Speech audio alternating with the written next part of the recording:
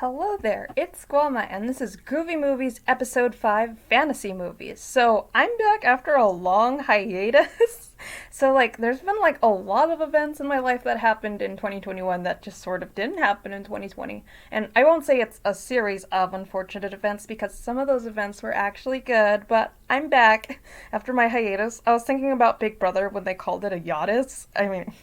I love Big Brother. Reality TV is one of my guilty pleasures. But you know what's the opposite of reality? Fantasy. And that's the movie genre I'm going to talk about today. And fantasy is actually one of my favorite genres, so I'm super excited. I'll start with one of my favorite movies as a kid, The Never-Ending Story. I remembered I would watch that VHS tape over and over. And then when I was older, I watched Stranger Things, and I still remembered all the lyrics to the song. You know that scene when Dusty and Susan are singing it? Because, she's like, I'm not going to do it until you sing the song with me. And I was like, I still remember that somewhere in my subconscious. It's like, I remember the lyrics to the song.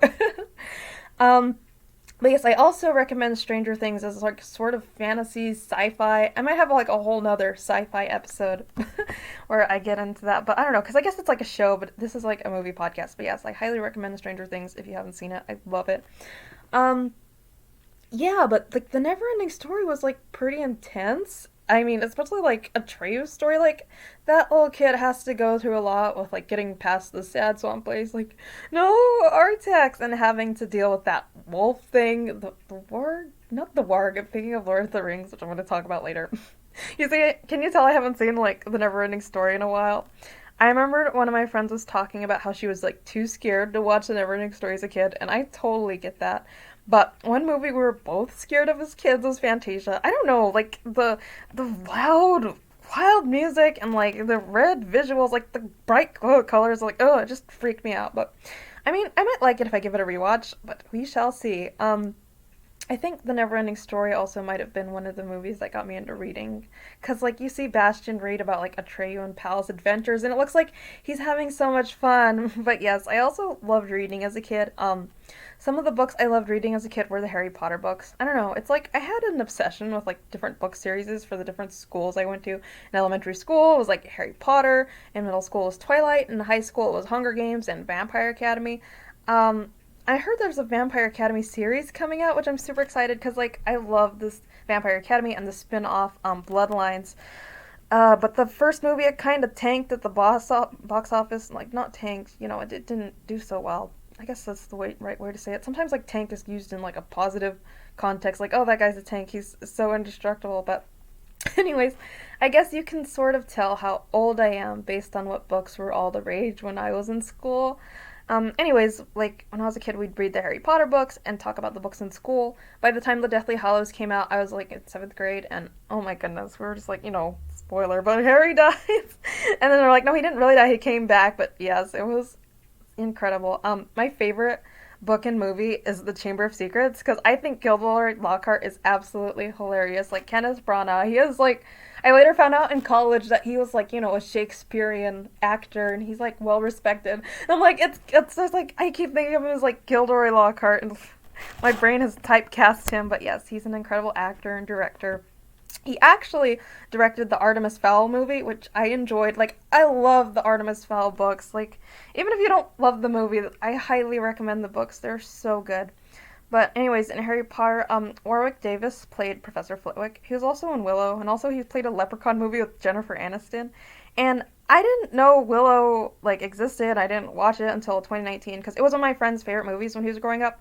So I ended up watching it and loving it, and it was such a cute movie, and Val Kilmer's in it. It's one of his pre-Batman movies, and you first meet him, he's this random rascally guy, but then character development, so he gets better. Kind of reminds me of when the Hobbits first meet Aragorn, they're who is this guy? And then later you're oh, he turns out to be kind of the hero. And I don't know, Willow's kind of reminds me of the Hobbits, he's just a little guy, but he ends up being the hero. It's yeah, I heard that it might have inspired the movie, Willow inspired Lord of the Rings, but anyways, Another movie I didn't see until I was older was The Dark Crystal. I saw it in February 2021, and I mean, I'm glad I saw it when I was older because I heard it freaked out a lot of kids that saw it. And I think if I saw it as a kid, I'd probably be freaked out by it too. I mean, the sketches were scary looking, and a character literally gets the life sucked out of him. Yeah, it's intense, but it was so good and sweet. And Jim Henson, he's an incredible puppeteer. Like, I remembered I loved the Muppets and Sesame Street when I was a kid. Okay, I admit it, I still love it. Right? It's just classic stuff.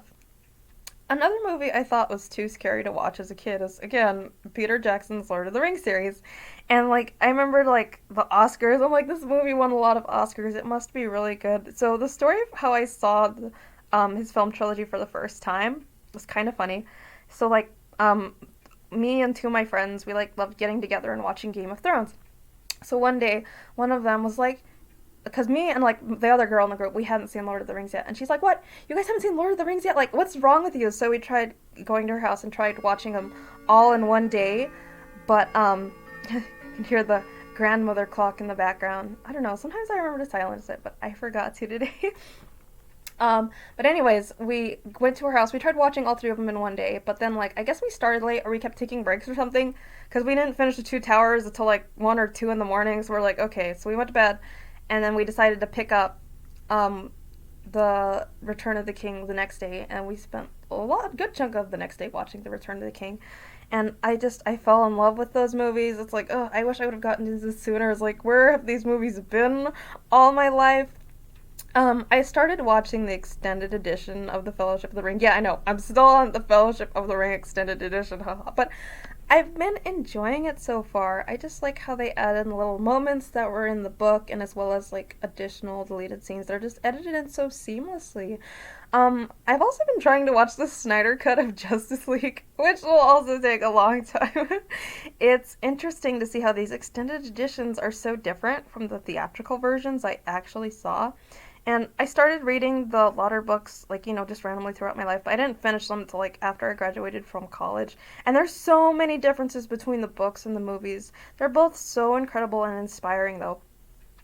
Some differences, like, for example, in the Fellowship of the Ring book, it doesn't end with, like, that epic fight scene. Like, Frodo and Sam just sort of separate from the group, and then they find Boromir at the beginning of the Two Towers, and Merry and Pippin are missing. And then also in the Return of the King, in the movie, they just sort of waltz into the Shire. Well, I don't know if the extended edition is different. And then, but in the book, there's like the scouring of the Shire, and it's like that scene in the Fellowship of the Ring when Frodo has like that vision of like the Shire burning. Yeah, it's kind of like that. And oh my goodness, it gets all like Game of Thronesy. Like I forgot which character. One of the characters I know, it's either Wormtongue or Saruman. They get like their throat slit, and it's like what? Oh my goodness.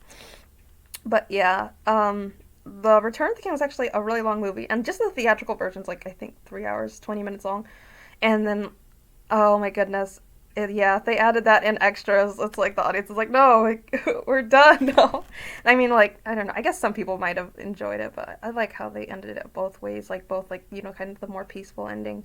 I mean, like the end of the book is peaceful after the scouring of the Shire, but yeah, it's nice for them to come back, and the hobbits are like, oh, nothing's changed. You guys are still weirdos. But anyways, yeah, the Scouring of the Shire, like that's wild. But a more kid-friendly fantasy franchise might have been the Chronicles of Narnia. C.S. Lewis, I combined their names. C.S. Lewis and Tolkien were friends, and they were part of this group called the Inklings. Okay, I didn't actually read all of the Chronicles of Narnia books. I only read The Lion, the Witch, and the Wardrobe, and The Magician's Nephew. I didn't see all the movies either. Come to think of it, I don't think they've made movies for all of the 7 books. The book publication order is like a little weird to me because I'm not sure that they're in chronological order. I mean, it kind of reminds me how the Star Wars movies were released, in like kind of a chronological trilogy clusters, if that makes sense. Well, actually, don't know that much about like the exact release order slash chronological order of the Chronicles of Narnia, but like Lord of the Rings, there's an older cartoon for The Lion, the Witch, and the Wardrobe. So I've seen the older cartoon for The Lion, the Witch, and the Wardrobe, but I know I was just fangirling about Lord of the Rings, but I haven't actually seen like the original cartoon for it. Yeah, I know. Shame, shame, shame. But I'll add it to my ever-growing watch list. But I mean, like, it's like there's other stuff I have to add to my watch and read list too. Like, I've read some of the Inheritance Saga. Like, I read Eldest and Aragon. and I was bad. I started peeking at in what's the last one book? The book with the green dragon. That was the last one. I think it's actually called Inheritance. And I was like spoiling it because I kept like peeking at it because like I don't know, I was like in a library and I was like bored, so I was like looking through it. But anyways, I haven't seen the Aragon movie yet either. Yeah, I know. It's like I'll get to it since I love the book.